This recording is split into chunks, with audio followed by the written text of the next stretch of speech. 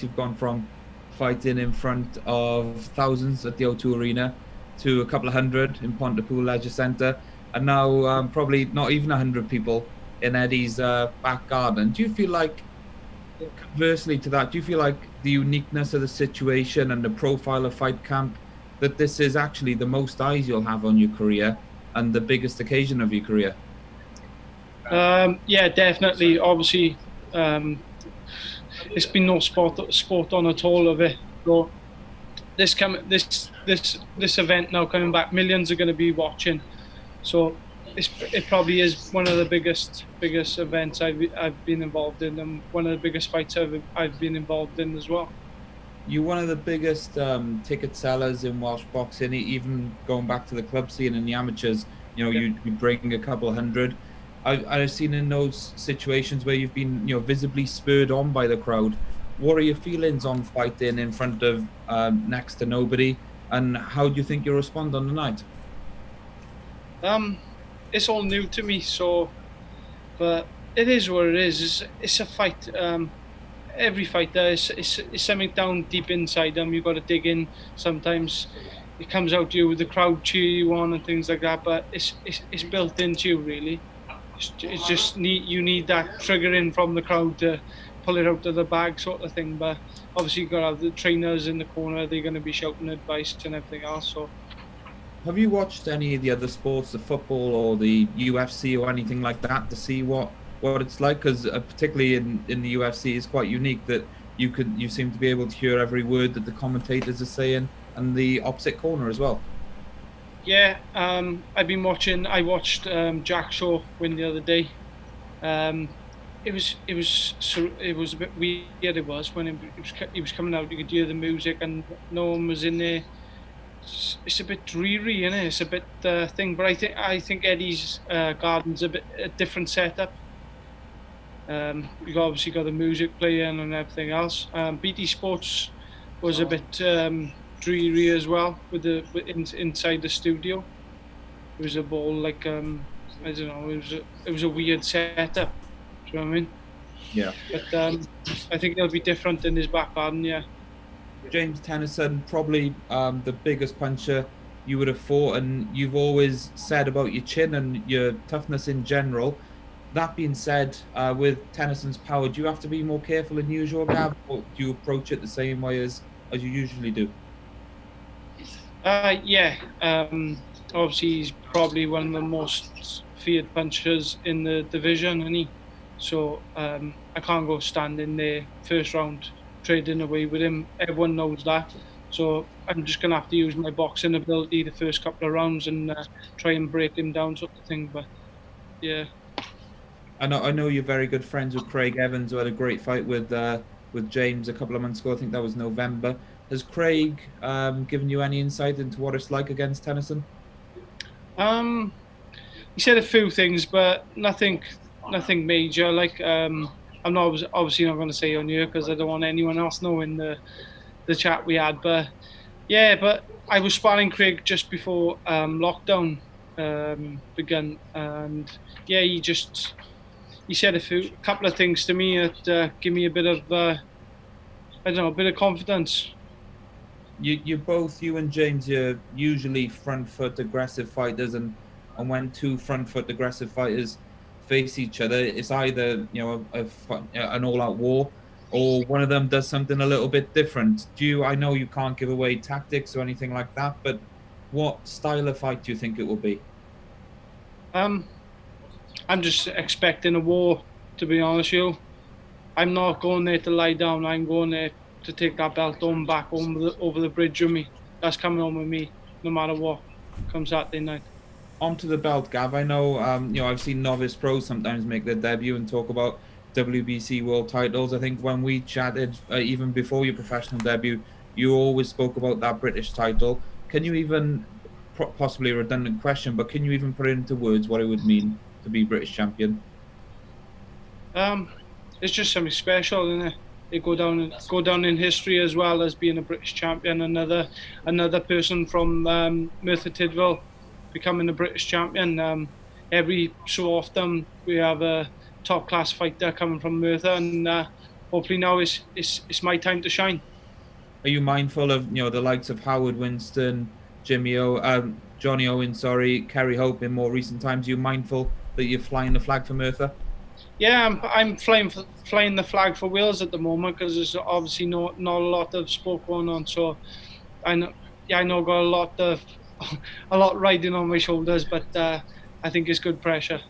Very, very last one from me. I know you usually work alongside boxing and you're doing a physical job whilst you're working. What's the situation been like in lockdown? Have you been able to be a full-time fighter effectively and just focus on the fighting? Yeah, well, I had 10 weeks off, obviously, because of lockdown. 10 weeks off work, and then I went back to work for 1 week, and we had the call, and I was like, "Yeah, I'm taking the fight. I'm not. That's it. That's me done now for another 8-9 weeks. I'm off, like sort of thing." It was I just full-time training now. Yeah. Happy days. Well, best of luck. I'm sure we'll catch up afterwards. Cheers for your time, Gav. Nice one there. Thank you.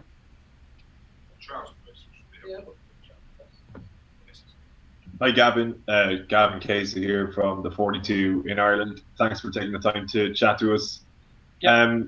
To follow up on a couple of things that Dewey was saying to you there, when you say that you're expecting an all-out war, what is it that makes you think you can win that type of a fight with James, just given the disparity in your knockout ratios and probably power?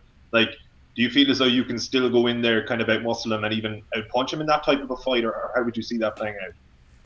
Yeah, I'm not going to out-punch him. He's a massive, massive puncher compared to myself. But obviously, I do carry a bit of power.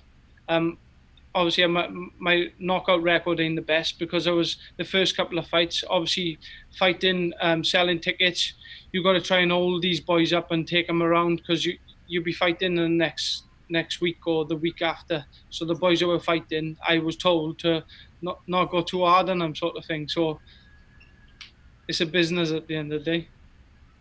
Sure. When we talk then the lack of a crowd, and obviously you tend to thrive on having an audience, as Dewey says, and I think James is a little bit similar actually when he's been in the trenches with even people like Declan Garrity, Martin J. Ward and others. He comes alive a little bit when the Belfast crowd start to go nuts. Yeah. Do you think the lack of kind of energy from a crowd might help you, albeit it'll probably help James as well, to take a step backwards at times and actually have a little bit more clarity of thought in what you're doing, in that you won't necessarily be G'd up by the noises coming from around you. You might have a little bit more of an opportunity to concentrate and maybe keep your composure without being unkind? Yeah, I'll probably have time to have a think about what I'm doing because sometimes I do listen to the crowd. They're shouting, "Come on, go forward, walk him down, take him out there," and you're trying, I don't know, just get the crowd going, So on that side of it, you'll see a lot better fighter from me. But when you got to dig down in trenches and the crowd is cheering your name and willing you on, you do dig down a little bit deeper. So it's going to be strange, but it's the same for both of us, really, isn't it? Big time, yeah. And just in terms of potentially winning that fight, like James, it feels as though he's been bigged up a lot. Obviously, he signed a matchroom recently. Yeah. Eddie Hearn is talking about his punch power, and he's already challenged for a world title. Didn't go for him that night, and he's kind of on the rebuild now. But I suppose the noise coming from his side is that they're on the journey back towards world title contention. You're standing in the way of that. What would a victory do for you and your career? You're already massive in Wales. Do you feel as though a victory in this type of fight, in terms of the audience that be watching on, will propel you to kind of a British-wide level of fame and propel you beyond where James was even a year or two ago when he was challenging for world title? Yeah, like I've said in the past, this fight ain't a British level type of fight. You could chuck a European title in the mix. I think James is a lot better than the European champion. I think we both beat him now, if I'm honest. So it'll propel me up. I know James got a world ranking as well. He'll give me a world ranking. So hopefully Eddie will sign me up as well. And just one last one for me then. When you talk about taking the extra few weeks off work, pardon my ignorance, but what is it you do as your day job, and how does that kind of conversation go with employers when you're only back a few days and you're basically saying, yeah, listen, I'm off again? I work for myself. I'm self-employed carpenter on site, so I do all the concrete slabs, concrete retaining walls, bases for houses and things like that. So there's a lot of graft. So I just obviously I got savings, so I just use that, and I got about 20 sponsors sponsoring me as well. So I got a massive following in Wales, and they all get behind me and make sure I don't have to go skint, and all my bills are paid and everything. And yeah, I can't thank them all enough. Brilliant. Thanks very much, Gavin. Best of luck. Thank you. Gavin, I'll jump in here. This is James from Boxing News TV. Gavin, I've been reading a little bit about some of the things that Tennyson and his manager have been saying about this fight. They say you'll have to survive Gennady Golovkin's-style power, and you'll be in Tenny waters sooner than later. How do you rate his power? Obviously, I'm being in there with him, have I? But his record speaks for itself, doesn't it? He is a massive puncher, and I'm going to have to stay away the first couple of rounds and bide my time and use my boxing ability, really.